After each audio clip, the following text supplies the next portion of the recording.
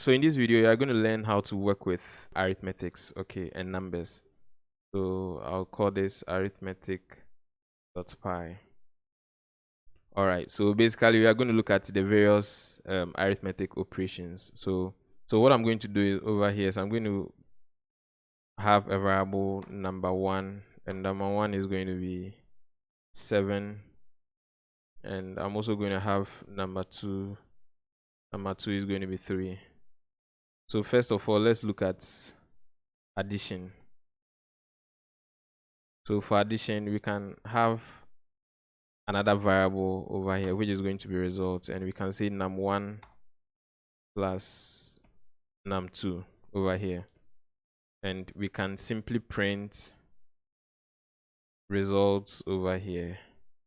So if your guess is as good as mine, this is very simple, or this is very basic. So you have 7 plus 3, and that's also going to result in 10. So this is actually performing the arithmetic operation, and we can see the simple plus over here. So if we should run this, you are getting plus over here. We can actually apply some of the things we've done in the past, and we can actually put this in a formatted string. Okay, so we can say the sum is, and we just pass in this variable results. So if we are to do this is going to look a little bit nicer, I guess. So you can see the sum is 10. Now we can look at other functionalities as well. So let's look at subtraction and the other arithmetic operations.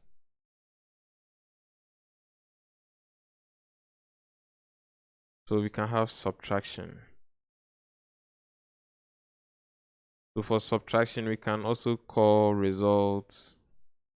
Okay, and result is actually going to be, let's say, num1 minus num2, and we want to print,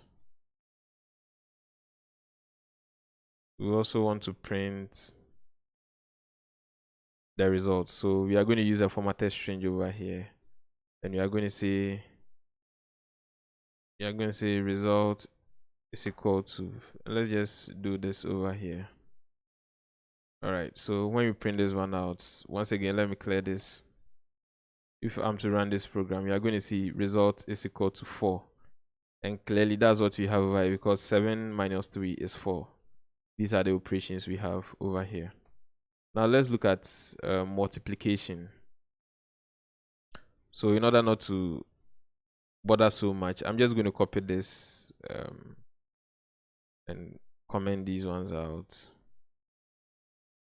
Multiplication. So I'm just going to paste this and just going to change it to the multiplication symbol we have over here. So we are multiplying num1, which is 7, and num2, which is 3. So we are going to get 21. So if I'm to run this, we are seeing that result is equal to 21. All right. Now let's look at another example. So let me copy this once again and comment these ones out. And that's with the division. So with the division, let me change this to division. So as far as division is concerned, we have basically 2 types of division. So this is the first one. We just have this as division. So if I'm to run this, we are going to get 2.333335. So this is actually going to give us the raw value. Okay, the raw value. Nothing is going to be rounded up. Okay, and that's essentially what you have, because you have 7 divided by 3, and that's what you are going to get. So this is the first type of division. So let me just copy this one, Ctrl+C, and show you the second type, which may be useful one way or the other. So let me comment these ones out. And the second one is actually when you use the double slash, okay, or the double division sign. So I'm going to leave this over here and print the results we have with this particular one and see the differences between the two. So if I had to run this program, you are clearly going to see 2. Okay, so this particular second division sign is actually going to chop off anything we have over there. So this is going to give us an integer, okay, but then this one gives us a floating point value. So that's basically some of the things you may be looking at moving forward. Now, there's also another operation that you normally find. So let me put this one over here. And that's going to be the modulus operation. Okay. So as far as the modulus operation is concerned, that one we use the percentage sign. So the modulus operation is actually going to divide what you have over here. So it's going to be 7 divided by 3, and it's going to return the remainder. Okay. So we can see that 3 will go into 7 twice. Okay. And we are going to have a remainder of 1. So that's essentially what we are going to have. So if I'm to print this one out, we are going to see result is equal to 1. So these are basic arithmetic that you may be dealing with as far as Python is concerned. Now, I'm going to show you something interesting over here, and you are going to build some very interactive program over here. So let's say instead of hard coding everything over here, let me also comment these ones out. So instead of hard coding everything over here, let's say we have number 1, and we are once again going to use the input function. So we are going to say enter first number. All right, so we have enter first number over here, and we have number 2, and once again we are going to use the input function, and we are going to say enter second number. Okay, so we have this over here, and we are applying the same logic we did. So we have results is equal to number 1 plus number 2, and you want to print results over here. All right, so we are quite used to this. We are using the input function, and we are making our program dynamic. So we are taking some kind of input from the user, we are storing it in this variable, and we are doing same for number 2, and we are applying the logic we saw over here, and we are printing it out. So if I'm to run this program, we have enter first number, and let's say I have 20, and let's say I have 10. Okay, so before I press enter, per this logic, I'm supposed to have the results as 30. Okay, but if I'm to print this out, we are getting 20, 10. Okay, and that's simply because if you recall, with the example I showed with the name and age, you remember I made a profound statement that anything we pass through the input function will be considered a string. Okay, so as far as this particular input function is concerned, anything, the 20 and the 10 we typed in for number 1 and number 2 are all string values, and that's why it is actually concatenating. So what you see over here is a concatenation. It is not performing the arithmetic operation that we desire. So one of the ways we can work around it, okay, and remember I also showed you the casting. Okay, so you can actually cast these values into ints. So what I'm trying to say is we can do an int over here, and we've casted this value, and we can also do an int over here. We've as well casted this value. So that's where most of the things I've been teaching, you can see they are adding up over here. So if we truly want to implement a logic where we are adding values, then this is actually going to work. So once again, let me just leave it like this and run this for the second time. So I'm going to have 20, enter 10. And this time around, if I should press enter, we are getting 30 over here because we've actually casted this, we've converted it back into an int, okay, or the one that we desire, and we are getting the desired output that we have over there. Now, one of the ways of handling this, okay, apart from casting it over here, it is actually going to be a casting, but then we are going to look at it from the very top. Okay, so this is one way of doing it. We can also cast this entire input parameter or function over here. Okay, so even before it gets stored in the variable, it is casted, and we simply do so by just putting int over here. So we are casting the input function into an int.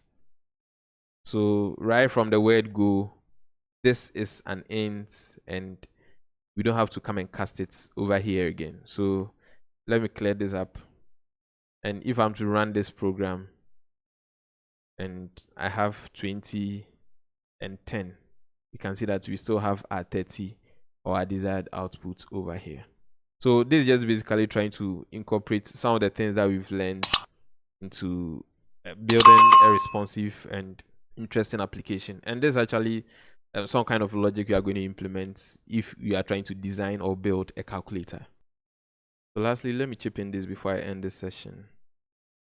So let me comment these ones out, and this time around I'm going to look at the power arithmetic operation. And as far as the power is concerned, let's say we can have let's say 2 raised to the power, and what you normally do is like 2 raised to the power 3. Okay, in order to represent this in Python, we can do let me quickly just do result is equal to 2 raised to the power 3. So in order to write 2 raised to the power 3, we need to bring the double multiplication sign, and we'll do 3. Then if we are to print the result over here, so once again let me clear this. We have to print the results over here. We are going to get 8 because this is actually going to interpret as, and let me put a comment over here, it's going to interpret as 2 multiplied by 2 multiplied by 2. So it's going to be 2 multiplying itself 3 times. If we have, let's say, we have a variable called power, and power is like 3 to the power 5. This is going to translate arithmetically, is going to translate to 3 times 3 times 3 times 3. There's going to be 1, 2, 3, 4, 5. Okay, so 3 multiplying itself 5. And if you are to print power over here, we are going to get 243. So the last thing I would want to talk about in this session is trying to use augmented assignment operator. And I'll demonstrate that with an example. So let's say you have a variable x is equal to 10. We can have x is equal to x plus 5. And if I'm to print x out over here, now this is what is going to happen. We have x is equal to 10. So this value 10 is being stored in x. Okay. Now this x is essentially what you see over here. Okay. So here is more or less being represented by 10. All right. And we are seeing that now the new x will now be equated to this 10 plus 5. So if you should print x, then we are going to get 15. So if I should print this, we are getting 15 over here. Now this looks, or this may look kind of a little bit redundant as far as repeating variables are concerned.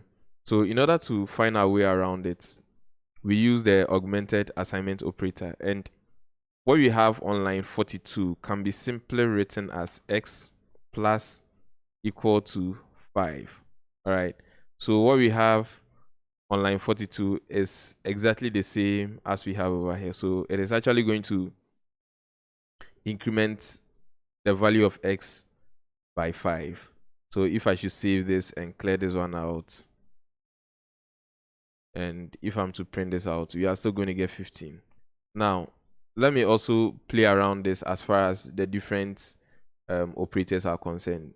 So for instance, the arithmetic operation, we can do minus. Okay, so when we do minus, clearly it is going to be 10, okay, being stored over here, minus 5. And we are going to get the final value for x as 5. So if I'm to print this one over here, we are seeing 5 over here. And that's exactly what we are trying to implement over here. In that same vein, if I'm to comment this one out and release this one, and instead of the addition, I do a subtraction equal to 5. Okay, let me clear this one out. It is going to implement that same logic. Okay, so we are getting 5 over here. If I'm to change this to, let's say, 2, and so in this case, it's going to be 10 minus 2. Okay, and we are storing it in this value, and the final answer should be 8, as we have over here. In that same way, we can also work with multiplication. So we can have multiplication over here. So what this line of code is simply saying is we have x, which is 10, multiplied by 2, and we are saving it in the variable x and printing it out over here. So let me clear this one out. So if you have to print this, we are going to get 10 times 2, which is going to give us 20. So this has to do with the augmented assignment operator.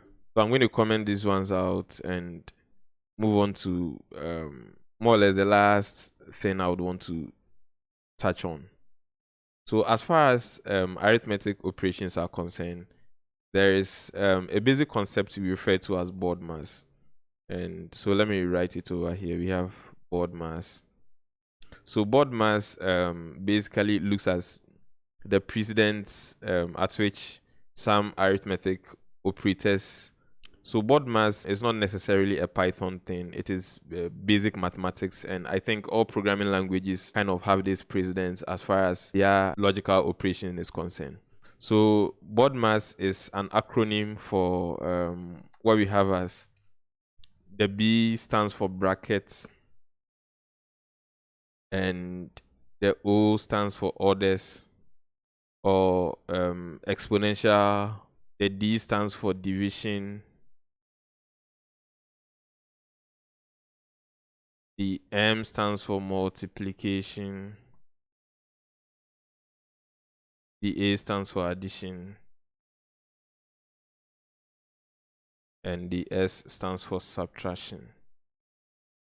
All right, so the first letter of each is what we have the acronym as Bodmas. And this is what I'm actually referring to. Let's say we have an operation like x is equal to 10 plus 1 times 3. Let's say we have this operation. I want to print out x.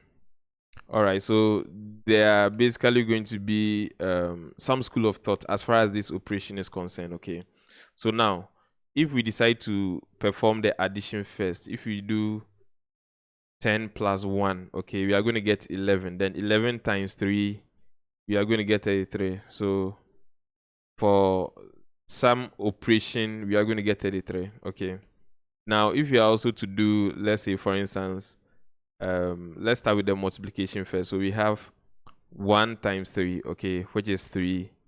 Then 3 times, or no, 3 plus 10. In that case, you are going to get 13. All right, so with just this single operation, somebody may solve it and get 13. Somebody may also solve it and get 33. In order to avoid ambiguity as far as this particular operation is concerned, we employ Bodmas, okay, and Bodmas is basically some kind of mathematics that we normally use. So what this means over here is the operations are going to take precedence in this particular order, okay.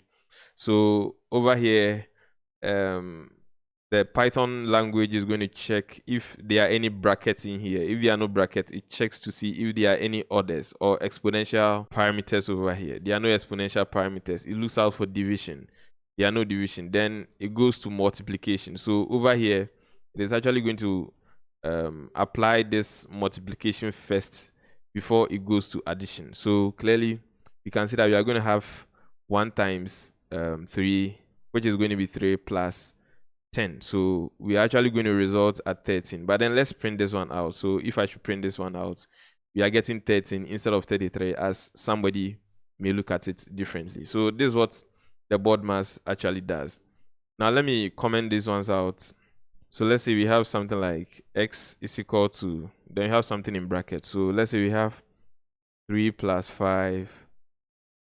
Now let's say minus, let's do something like 3 raised to the power 2. Okay, so we have something like this. Now this operation we have over here is going to follow the Bodmas precedence. Okay, so it's going to check, is there anything in brackets as far as this expression is concerned? Yes, there's something in brackets. So it's first of all going to compute what we have over here. Now clearly you can see that this operation in itself is some kind of addition, okay? And addition is way far behind, but then because it is in the bracket, it's actually going to consider it first, okay?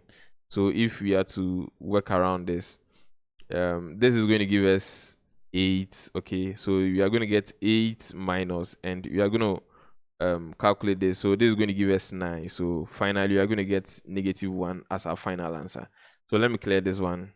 And if we should print this one out, clearly we are getting -1 over here.